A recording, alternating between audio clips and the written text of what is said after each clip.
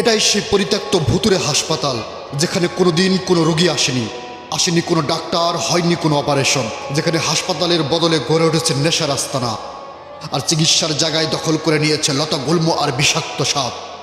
এখানে রয়েছে সেই অসমাপ্ত অভিশপ্ত মসজিদ, যে মসজিদে কোনোদিন আজান শোনা যায়নি, যার ভেতরে বসে মাদক মানুষের অসামাজিক তালিম।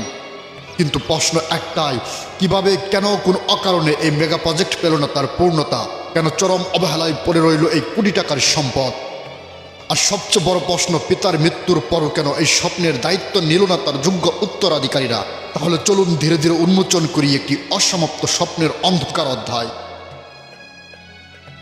যে গল্পগুলো আজও লুকিয়ে আছে এই পরিত্যক্ত দেয়ালগুলোর ভেতরে।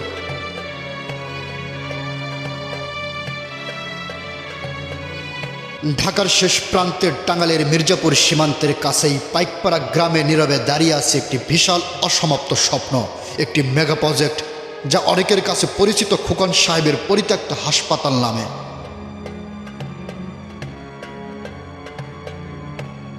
যদিও নামের সঙ্গে খোকন সাহেবের পরিচিতি জড়িয়ে গেছে, তবে এই স্বপ্নের মূল রূপকার ছিলেন পাইকপাড়া গ্রামের কৃতি সন্তান প্রখ্যাত শিল্পপতি খান মোহাম্মদ ইকবাল সাহেব।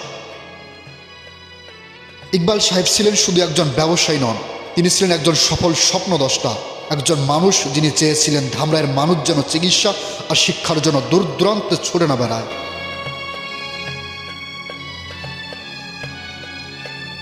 তার স্বপ্ন ছিল এখানে গড়ে উঠবে একটি আধুনিক মেডিকেল কলেজ, একটি পূর্ণাঙ্গ হাসপাতাল কমপ্লেক্স, যেখানে মানুষ পাবে চিকিৎসা, পাবে শিক্ষা, আর আলোকিত হবে অসংখ্য জীবন। কিন্তু নিয়তির নির্মমতায় কাজ যখন প্রায় 70% সম্পন্ন, ঠিক তখনই ইকবাল সাহেবের মৃত্যু এই বিশাল স্বপ্নকে থামিয়ে দেয়। আর সেদিন থেকেই থেমে যায় কোটি কোটি টাকার একটি স্বপ্ন, জন্ম নেয় একটি অসমাপ্ত ইতিহাস, যা আজও নীরবে চাপা পড়ে আছে এই পরিত্যক্ত দেয়ালগুলোর ভেতরে।